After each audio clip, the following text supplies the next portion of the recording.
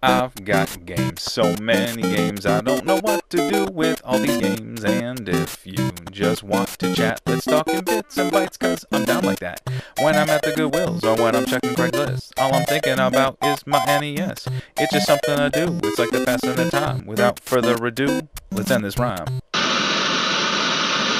Hey everybody, it's me, Justin, aka Goodwill Hunter, and I'm back with another Friday edition of my pickups, but it will probably be Saturday when I finally get this done and uploaded because I have a lot of stuff to go over, and I'm going to make another video right after this, which will probably not air until Sunday. Anywho, I'm dubbing this the PSP pickups video. For some reason or another, I decided to go a little crazy and pick up a lot of PSP games. I thought that, you know, they're cheap now, so I might as well pick them up. And some of them are, you know, they're only PlayStation Portable exclusives, so it kind of made sense just to go out and get a little crazy and pick them up now before GameStop stops selling them and they get a little bit harder to find. Yeah, I mean, that's probably one of my favorite handhelds was the PSP. And I don't know if it was because when I was deployed, that was literally all I had was my PSP. Even though I had brought my PlayStation 3, I just found myself playing the PlayStation Portable a lot more and more frequently, and it was just easy to download the games and just put them right onto the PlayStation and go. I think that the PlayStation Portable has a great library of RPGs, platformers, and just kind of the more puzzle games. Unfortunately, Sony, for some ungodly reason, and the developers whom they've decided to license their games to for the Vita, I just don't understand, because that library is just god-awful. The system is pretty much at a standstill right now. I just don't have any faith in it.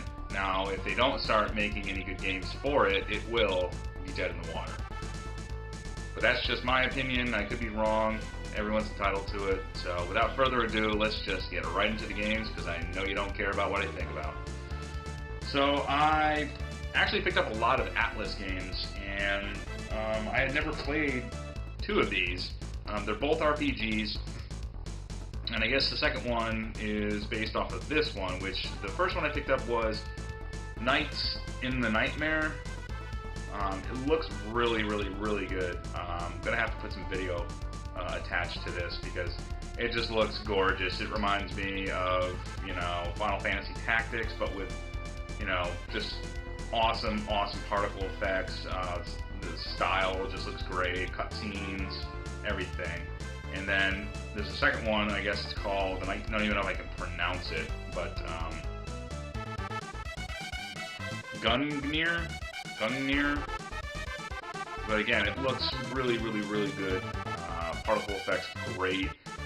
That's just the anime style is like totally what I'm into, and it just reminds me of like playing Guilty Gear. Like those, the character models are just really detailed, and the animation is fluid, and the particle effects again. I know I keep saying that, but yeah. So I'm really kind of excited to play both these games. I have a cable that I can stream it to my TV, so I might have to do an actual gameplay of this. But yeah, so I picked those two up. I think I picked this one up for, I believe it was $10, and I think this one was $12. But I did break down at FYE and bought Final Fantasy IV, the complete collection.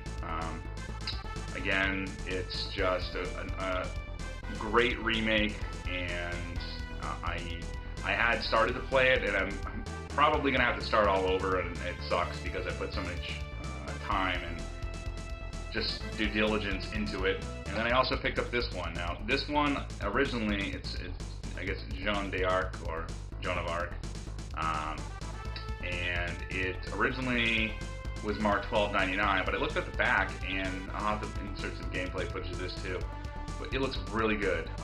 But it, ultimately, when I got to the register, it was only $2.99. So the very next day, I went back and I bought the other copy, which is actually sealed. It's factory sealed. And again, it was only $2.99. So I got two very good games, which I don't know why they were so cheap, but They're only $2.99 a piece, so yeah. So at a GameStop, I picked up Bomberman. Now, I'm not really sure if this is just a remake of the original Bomberman, which I don't think it is, and I don't think it's based off of any of the original PlayStation ports of Bomberman. I don't even know how many Bomberman there are, but it looks really fun. It was only $5, and I don't hate puzzle games, but I don't tend to be a very analytical thinking person, so I would probably put a bomb down right next to myself and kill myself. At a GameStop again, I picked up this. I thought was going to be side-scroll shoot-'em-up or shmup, and I don't think it is. It is R-Type Command, and it looks more like a strategic role-playing game where you kind of pick your fleet of ships, and it can vary from, you know, I guess gunships to warships to whatever.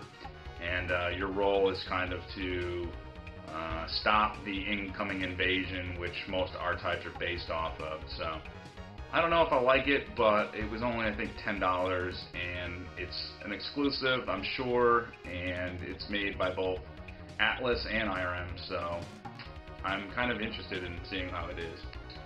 Another PlayStation exclusive, and I really enjoyed it, but I never finished it. But I think the idea was kind of a really good way to get a lot of fan service to a lot of people who enjoy the series, and that's Final Fantasy Dissidia, or Dissidia, or however you want to pronounce it. But pretty much you just play, it's, you know, good versus bad, and you have all the heroes from, I think, all the Final Fantasies up to, I think this is Final Fantasy X, and you play against the arch-villains from all the way up till 10. So every good guy has their villain that they played against in their respective game. And what I thought was kind of interesting about this was it actually, I didn't notice that, but it's got a reverse inside cover where you can, if you wanted it to be all the bad guys, you could. But I think I'll keep it, you know, good guys. Because you always want to win. You always got to root for the good guys. And then another no-brainer. I had owned this game, and again, I got rid of all the original PlayStation portable games I had. So I had to pick up Puzzle Quest. I did not like Puzzle Chronicles. I thought that was complete garbage. This is the one I remember, and this is the one I enjoy. It's one of the very few kind of puzzle games, but then again, it's not really a puzzle game, I guess you could say. It's more of a kind of like a Jewel or Tetris, where you have to line up different colored orbs, and those are how you actually inflict damage to your opponent. So, yeah, no brainer, had to buy it. Awesome, awesome, awesome. So the game is Megaman X Maverick Hunter. And it's, if you played Mega Man X, you know exactly the story, you know how it plays. But with this one, you beat the game, and now you can play as Vile and go through the entire game. He has a completely different arsenal of weapons and abilities, and it's even got a movie. So yeah, I had to buy this. This was, again, I think it was like $9. But all you know, I love it, and I will definitely play it. I don't think I ever beat it as Vile, so it'd be kind of fun to play and try to beat it with him. Another one of my favorite probably top 5 PSP games would be any of the Monster Hunter games. And the first one I ever had, I believe, was Monster Hunter Freedom 2. And I do own this game already, but I only had the case. The only 2 PSP games I still have cases for are Tekken Dark Resurrection and Monster Hunter Freedom 2 Unite. Or no, sorry, Monster Hunter Freedom 2. So I must have gotten rid of them, and somehow I probably had the cases tucked away somewhere else. So I had to order another loose copy for like $5 that will complete that one, but I'll keep this one just because I needed to have it. And I also picked up, I don't think I ever owned this one, but it was Monster Hunter Freedom Unite, which I believe was, I don't think it was, I'm looking at the back right now, and I think it was the one before Monster Hunter Freedom 2. Same thing, just different monsters, a little bit added features. I think this one incorporated companions. where you get your little feline companions. So the second to last two that I picked up was actually a dual pack. I got Patapon and Loco Roco, and I've heard these games are really, really good. And the last game that I got, that I probably won't get until Sunday, although it could come today or tomorrow, was surfing around and I was looking for games that I should buy for the PSP, and one popped up that I had no idea even existed, and it was called Ultimate Ghosts and Goblins. Yes, it's the same Arthur, and it's not Super Ghouls and Ghosts, and it's not Ghosts and Goblins. It's Ultimate Ghosts and Goblins, and it looks phenomenal. It's another platformer on the PSP. It's exclusive from what I know. It's exclusive only, although I'm sure you probably can get it on the PlayStation Network now. Yeah, I think it was only $10 brand new off Amazon, so that should be coming, and I'm definitely going to play that, and I'll definitely have a Let's Play of that. But yeah, that's everything as far as PSP that I got, but I will have another video right after. Hopefully this won't take me too long to edit. I might leave out some gameplay, only because it takes a while to do all that and to get that into the video, but you know, I think it's worth it for some games, and for others I don't. Anywho, I'm getting close to having 50 subscribers, so at the time of uploading this I might already, and that means I'm going to have to do something special, and I'm thinking I'm probably going to do a game tour.